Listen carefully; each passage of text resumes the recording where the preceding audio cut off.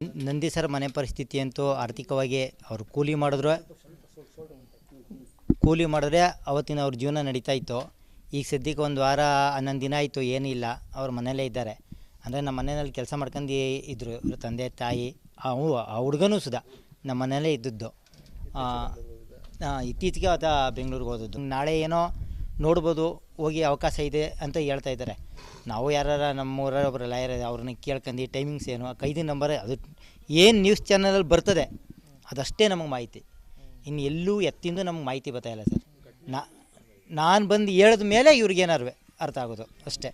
ಅವರು ಊಟ ಮಾಡಿಸ್ಬೇಕು ಅಂದ್ರೂ ಇಲ್ಲ, ನಮ್ಮ ಮಿಸ್ಸಸ್ಸೋ ಇವರು ಯಾರೋ ಬಂದು ಅಕ್ಕಪಕ್ಕ ಮನೆಯವರೇ ಬಂದು ಊಟ ಮಾಡಿಸ್ಬೇಕು, ಇಲ್ಲಾಂದರೆ ಇಲ್ಲ. ಯಾಕೆ ಅವರು ಬೀಜಿಂಗ್ ಅವರು ಅಸ್ತಮ ಇರೋದಿಷ್ಟ ಅಟ್ಲೀಸ್ಟ್ ನಮ್ಮ ಕಿಲಾರ ಆಸ್ಪತ್ರೆಗೆ ಬನ್ನಿ ಅಂದರೂ ಬರ್ತಾಯಿಲ್ಲ. ಅವರು ದರ್ಶನ್ ಅಭಿಮಾನಿಗಳು ಬರಲಿಲ್ಲ, ಅವ್ರ ಆಪ್ತ ಬಳಗನೂ ಬರಲಿಲ್ಲ, ಯಾರೂ ಬಂದಿಲ್ಲ ಸರ್, ಒಬ್ಬರೂ ಬಂದಿಲ್ಲ. ನಾವುಗಳು ಬರ್ತಾಯಿದ್ದೀವಿ, ಊರಿನವ್ರು ಬರ್ತಾಯಿದ್ದಾರೆ, ಧೈರ್ಯ ತುಂಬ್ತಾ ಇದ್ದಾರೆ, ಅದು ಅಷ್ಟೇ ಸರ್ ಇರೋದು. ಈಗ ಅವ್ನು ಸರ್ಕಲ್ ಒಳಗೆ ಸಿಗಾಕೊಂಡಿದ್ದಾನೆ ಸರ್. ಅವ್ನು ತಪ್ಪು ಮಾಡಿದ್ದಾನೋ ಬಿಟ್ಟಿದ್ದಾನೋ ಆತನಿಗೆ ಗೊತ್ತು, ಅಲ್ಲಿರೋ ಟೀಮಿಗೆ ಗೊತ್ತು. ಬಟ್ ಆ ಸರ್ಕಲ್ ಒಳಗಂತೂ ಇದ್ದಾನೆ, ಅದಂತೂ ಕನ್ಫರ್ಮ್, ಇಲ್ಲ ಅಂತ ನಾವು ಹೇಳೋಕ್ಕಾಗಲ್ಲ. ಆ ಸರ್ಕಲ್ ಒಳಗಿದ್ದಾನೆ. ಏನು ತಪ್ಪು ಮಾಡಿದ್ದಾನೋ ಬಿಟ್ಟಿದ್ದಾನೋ ಅದು ಅವ್ರಿಗೆ ಗೊತ್ತಿದೆ, ಅದು ಮಾತ್ರ ನಮಗೆ ಗೊತ್ತಿಲ್ಲ. ನೀವು ಏನು ತೋರಿಸ್ತಾ ಇದ್ದೀರಿ ಅವ್ನು ಮಾಡಿದ್ದಾನೆ, ಅದಷ್ಟೇ. ನಾಳೆ ಹೋಗ್ಬೇಕು ಅಂತ ತೀರ್ಮಾನ ಮಾಡಿದ್ದೀವಿ. ಯಾರೋ ವೆಹಿಕಲ್ ಕೊಡ್ತೀನಿ ಅಂತ ಹೇಳಿದ್ದಾರೆ. ಇವರು ಬಸ್ಸಲ್ಲಿ ಕರ್ಕೋಗೋಕ್ಕಾಗಲ್ಲ ಸರ್, ಬಸ್ಸಲ್ಲಿ ಕರ್ಕೋರು ತುಂಬ ಹಿಂಸೆ ಆಗ್ತದೆ. ಅದಕ್ಕೆ ಡೀಸೆಲ್ಗೆ ನಾವೇ ನಮ್ಮ ಹುಡುಗರು ಡೀಸೆಲ್ಗೆ ಅಡ್ಜಸ್ಟ್ ಮಾಡ್ಕೊಂಡು ನಾಳೆ ಕರ್ಕೋಗ್ಬೇಕು ಅಂತ ಇದ್ದೀನಿ. ನಾನು ಸೋಮವಾರವರೆಗೂ ಟೈಮ್ ಕೊಡಿ, ಎಲ್ಲ ವಿಸ್ತಾರವಾಗಿ ತಿಳ್ಕೊತೀನಿ ಅಂತ ಹೇಳಿದೆ. ಅವರು ಆಗಲ್ಲ ಅಂತ ಇದ್ದಾರೆ.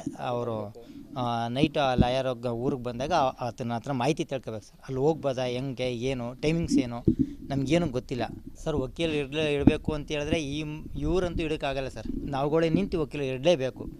ಎಲ್ಲರೂ ವರ್ಕ್ ನಡಿ, ಈಗ ಶುರು ಮಾಡೋಣ. ಕೇಸರಿಯಿಂದ ಮನೋಲ್ಲಾಸ ಮನಸ್ಸು ಮತ್ತೇರಿ ಕುಣಿದಾಡಿದೆ ನೋಡು, ಮನಸ್ಸು ಮತ್ತೇರಿ ಕುಣಿದಾಡಿದೆ ನೋಡು.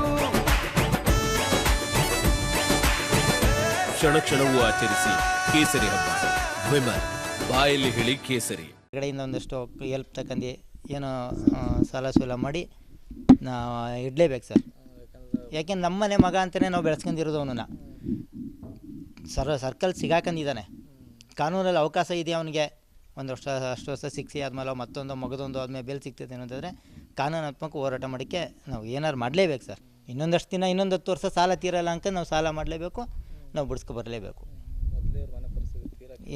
ಇವ್ರ ಮನೆ ಪರಿಸ್ಥಿತಿನೇ ಇನ್ನೊಂದು ಸರ್, ಪ್ರಾಪರ್ಟಿ ಇದ್ದರೆ ಸಾಲ ಕೊಡ್ತಾರೆ. ಇವ್ರಿಗೆ ಪ್ರಾಪರ್ಟಿ ಇಲ್ಲ, ಅಂಥದ್ದು ಇಂಥ ಸಂದರ್ಭದಲ್ಲಿ ಇವ್ರಿಗೆ ಯಾರೂ ಸಾಲ ಕೊಡೋಲ್ಲ.